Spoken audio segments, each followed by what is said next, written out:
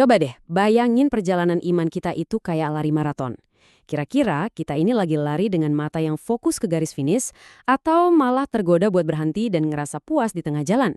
Nah, hari ini kita mau ngobrolin soal gimana pola pikir seorang pelari itu bisa banget ngejaga fokus rohani kita tetap tajam.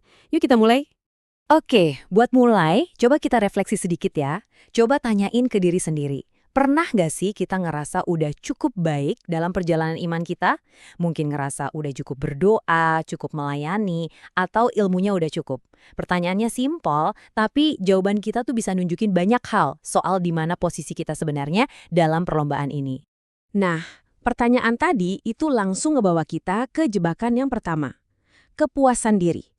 Perasaan udah cukup itu kan enak ya, nyaman gitu. Tapi justru dalam perlombaan rohani, rasa nyaman itulah yang paling bahaya. Itu bisa jadi sinyal kalau kita mungkin udah berhenti berlari. Coba deh lihat perbedaannya di sini. Ini menarik banget. Di satu sisi ada yang namanya kesombongan rohani. Kita mungkin pernah dengar ya kalimat kayak, makanya rajin berdoa dong kayak aku, biar kamu diberkati juga. Ini pola pikir yang ngebandingin dan ngerasa lebih hebat. Nah, di sisi lain, ada respons yang benar, rasa syukur dan rendah hati, sadar kalau semua berkat itu datangnya dari Tuhan. Intinya tuh gini, setiap kemajuan dalam hidup kita itu bukan piala yang kita menangkan sendirian. Itu semua anugerah dari Tuhan.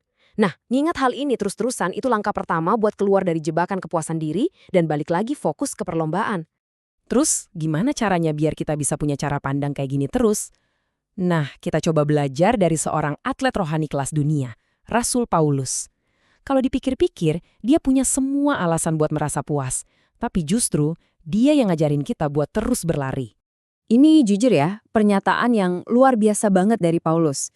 Coba bayangin, orang yang udah nulis sebagian besar perjanjian baru, yang pernah ketemu langsung sama Kristus, dia malah bilang, aku belum sampai. Dia nggak ngerasa udah menangkapnya atau udah sampai di puncak. Jadi, apa sih artinya telah menangkapnya itu? Ya, ini tuh kayak pelari yang berhenti 100 meter sebelum garis finish, cuma karena ngerasa udah jauh di depan. Ini keyakinan yang bahaya banget, seolah-olah hubungan kita sama Tuhan itu udah selesai, udah nggak perlu tumbuh lagi.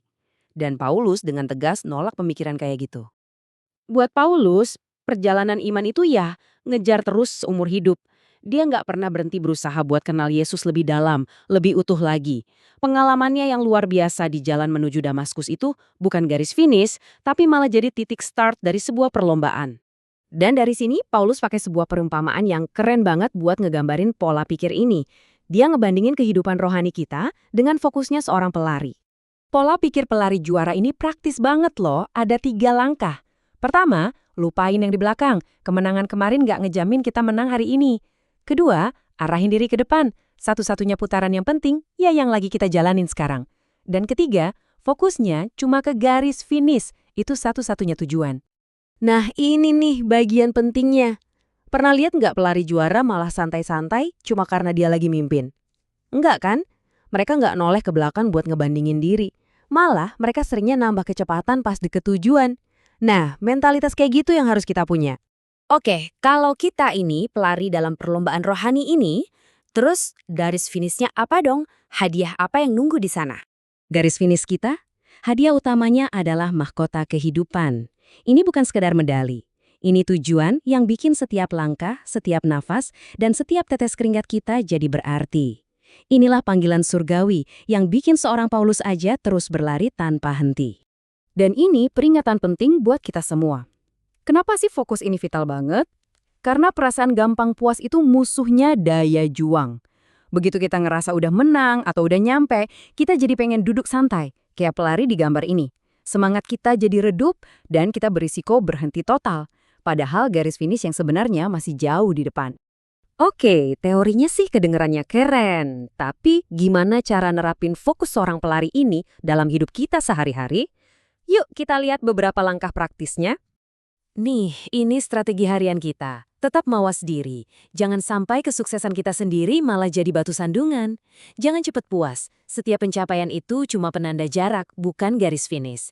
Yang paling penting, terus arahin pandangan kita ke Tuhan. Dia itu pelatih sekaligus tujuan kita. Dan terakhir, ubah cara kita mandang kesulitan. Nah, ini mungkin perubahan cara pandang yang paling ngaruh ya. Kita kan sering lihat kesulitan itu kayak rantai yang bikin lari kita jadi lambat. Tapi gimana kalau kita ngelihatnya sebagai pemicu?